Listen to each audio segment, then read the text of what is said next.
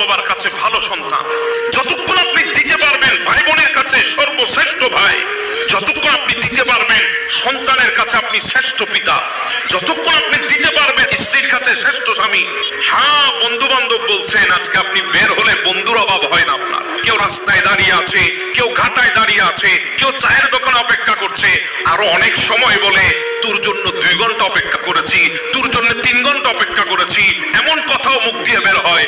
2-3 ঘন্টা কিছুই না তোর জন্য। হ্যাঁ, কেন জানেন? এটা আপনার জন্য না, এটা শুধু আপনার পকেটের ওই টাকার জন্য, ওই টাকার জন্য।